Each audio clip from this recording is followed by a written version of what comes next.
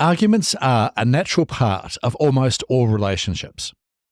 It's not uncommon, for example, for couples to disagree about how to manage their finances, how to raise their children, or even about something as simple as whose turn it is to do the dishes. It can be easy to feel like your disagreements are a sign of something wrong in your relationship. It's normal, for instance, to wonder if your arguing is indicative of a deeper problem or if it's simply a natural part of being in a relationship. In this episode, I'll delve into the nature of relationship arguments. I'll talk about why arguments occur, what they can signify, and how to manage them healthily. I will also share 3 crucial tips to help you and your partner argue more effectively, leading to growth and deepened understanding rather than damaging fights or disagreements. So if you're asking, are arguments normal in a relationship? This episode is for you. Hello and welcome to episode 40 of the Anger Secrets podcast. I'm Alistair Dews, and over the last 30 years, I've taught over 15,000 men and women how to control their anger, master their emotions, and create calmer, happier, and more respectful relationships. In this podcast, I share practical strategies and real-life stories to help you control your anger, master your emotions, and create calmer, happier, and more loving relationships. For free support on your anger management journey, including free training and the opportunity to book a free 20-minute anger assessment call with me, visit my website, angersecrets.com. I look forward to talking with you. Now let's jump into today's episode. Are arguments normal in a relationship? Let's start by looking at why arguments occur in relationships. Most of the time, relationship arguments stem from misunderstandings or miscommunications between partners. We all come into relationships with different hopes, dreams, values, and expectations. Arguments often arise when these hopes, dreams, values, and expectations differ. Another common cause of relationship arguments is a lack of empathy or respect. When you don't take the time to think about your partner's perspective, it can be easy to see their behaviors or words as judgment or criticism, even when that isn't the intention. Arguments can also arise from unresolved issues or unaddressed problems. If you and your partner don't take the time to talk through past resentments or disagreements, these issues can resurface in the form of arguments. So, are arguments normal in a relationship? The answer is yes. Arguments are an almost inevitable part of any relationship because all relationships involve different people with different perspectives and feelings. With that said, it's important to remember that arguments don't have to lead to tension or even conflict. In fact, with the proper tools and techniques, arguments can be used to deepen understanding and foster growth between partners. Here are my top 3 tips for using arguments to deepen understanding and foster growth in your relationship. Tip 1. Understand that arguments are opportunities. Every argument presents an opportunity to learn more about your partner and your relationship. It's a chance to understand your partner's needs, perspectives, and emotions better.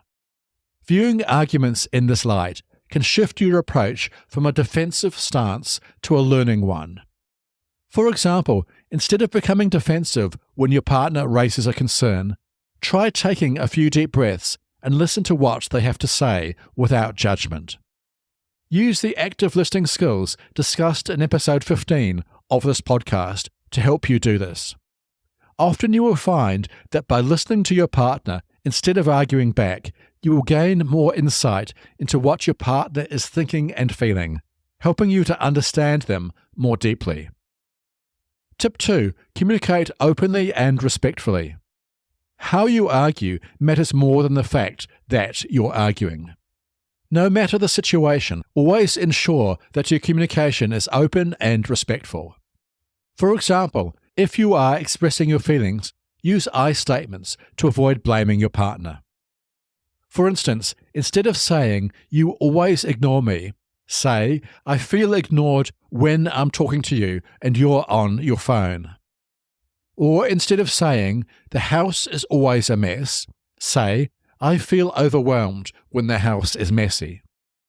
These I statements help to focus the conversation on your feelings, not your partner's actions, which can reduce defensiveness and foster greater understanding.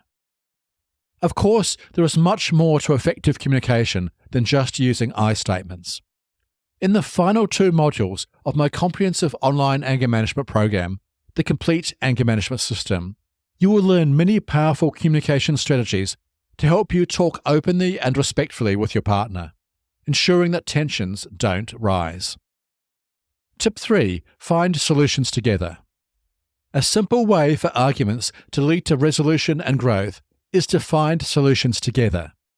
Instead of arguing back and forth, understand each other's perspectives and work together to reach a resolution.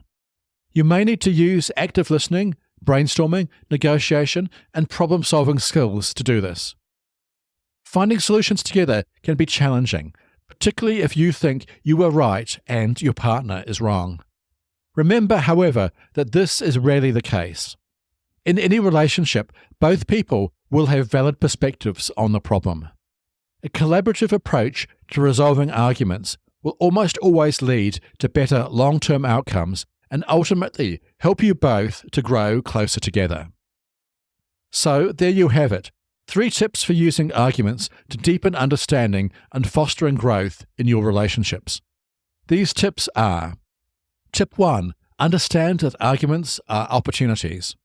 Tip 2. Communicate openly and respectfully. And Tip 3. Find solutions together. Remember, arguments are inevitable in relationships, but they don't have to be destructive or damaging. With the right tools and techniques, you can use arguments to build understanding, foster growth, and deepen your connection as a couple. Okay, that's all for today's episode. If you found this episode helpful, please follow this podcast, head to your favorite podcast app, and leave a rating and review.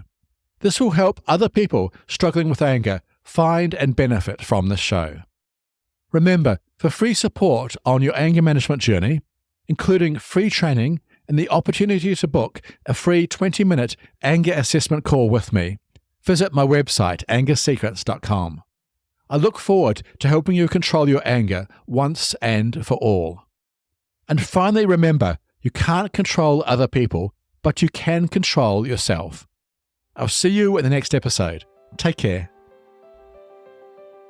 The Anger Secrets podcast is for general informational purposes only, and does not constitute the practice of counseling, psychotherapy, or any other professional health service.